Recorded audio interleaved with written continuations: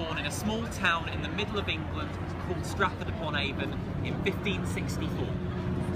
And as a young man, about 20 years old, he decided to leave his wife and his 3 young children behind and come south to London, where he began to work as an actor. Now, William Shakespeare's London is very different from this London here today. The big difference is actually this. At the moment, none of us are standing in London. In Shakespeare's time, this is not called London, this is called Bankside. If you want to visit London, it's over there, on the north side of the river only. In Shakespeare's time, London goes from the Tower of London to the east, as far as Blackfriars to the west. If you look to your left, can you see the blue bridge along the river? That's roughly where Blackfriars is. So you can see already, we're talking about a much, much smaller city than London today. And the other thing is we're also talking about a much, much more boring city. London in Shakespeare's time, really boring. Not very much fun stuff goes there because the Lord Mayor of London, the man in charge of London, doesn't like a lot of the entertainment of the time. He doesn't like Elizabethan entertainment because most of the things people in Shakespeare's time liked to do for fun are either violent, immoral, or violent and immoral. So what happens is that's boring, and all the fun stuff comes to where we are standing now. In Shakespeare's time, Bankside is like Las Vegas.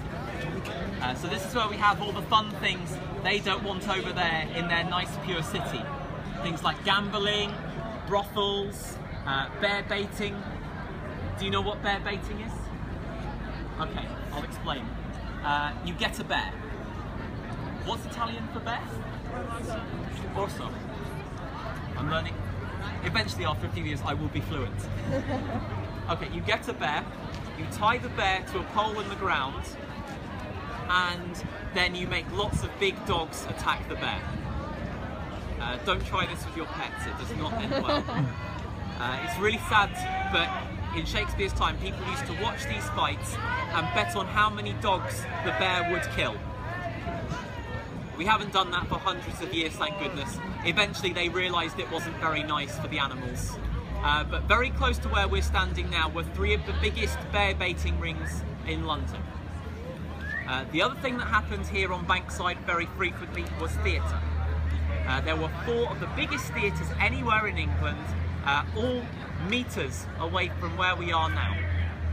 There was the Swan, which is slightly further up the river to the west. It's roughly where the Tate Modern Art Gallery now stands. Then further to the east, there were another 3 theatres. The Hope, the Rose, and then the biggest, the best, and the most important theatre, Shakespeare's theatre, the First Globe. This is the theatre where he acts as an actor. This is the theatre where they first perform many of his great plays, like Hamlet, Julius Caesar, Macbeth, King Lear, Henry V. It's also the stage, it's also the theatre that he part owns. Shakespeare has a 10% stake in the Globe when it's built, so he earns a lot of money as a businessman, as well as an actor, as well as a writer. He's a very talented man. Now, I'm afraid this is not the original site of the Globe. The First Globe was 300 metres over there. You can still visit the site after this tour. It's a 5-minute walk down the road on Park Street, but I'm afraid the original site is now a car park, because we're rubbish in England at looking after our historic sites. Unfortunately for us, we can't build our Globe where the original stood. If you look behind me to your right, can you see the big green bridge over the river? Yeah. That's called Southwark Bridge, and that is one of the busiest road bridges in London. And they decided to build that on top of part of the original Globe site. So we can't put the Globe where it's supposed to be. We can't have cars driving through the stage. So this is the closest site we could find when in the 1970s we were looking to build another Globe theatre. This is as close as we can get to Shakespeare's original, how they built it, what it looked like, based on the research that we have. Now before we go inside, I just want to show you how you build this and why the walls are white, those kind of things. Excuse me. Right, come over here, have a quick look.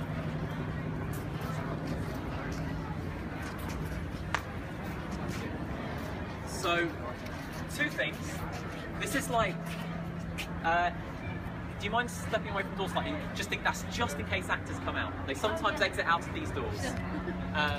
Super. So, two things here. This is all like really high technology for Shakespeare's time. This is called a mortise and tenon joint, and this is what holds up our theatre. This is stronger than bricks. What it means, this bit of wood here has a hole in it. This bit of wood fits exactly into the hole, and then as the wood gets older, the two pieces of wood shrink together and they make this really, really tight joint. And then we put two pegs into every single joint to make sure that stays together. There's 9,500 pegs like this that hold up our theatre. If you take them out, our globe goes, so please don't touch the pegs. The other thing are the walls. This is called lath and plaster. So inside this frame, you put lots of thin pieces of wood horizontally. These are called laths. And then you cover it with a lime mortar. Now, lime mortar is a mixture of lime, which is putty-like material you get when you heat chalk to a very high temperature. And then to that we add our secret ingredient, goat hair. There's a lot of goat hair in our walls because the fibre in the hair makes these walls really, really strong. And there's also probably a lot of very, very cold goats somewhere in the north of England.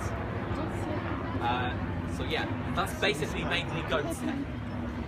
Now when we go inside the theatre, we won't be able to talk and we won't be able to take photos, but as well as watching what the actors are doing, have a look at the stage, all the lovely decorations on the stage. You might recognise it because it's all copying the Italian Renaissance, because you guys were the best at designing buildings at that time, so we just copied you. And also the balcony above the stage, and we'll also see there's a little house-like building right on the top, on the roof. That's my favourite thing in the building. It's called the sound attic. And when we come back outside, I'll be telling you all about these things. Right.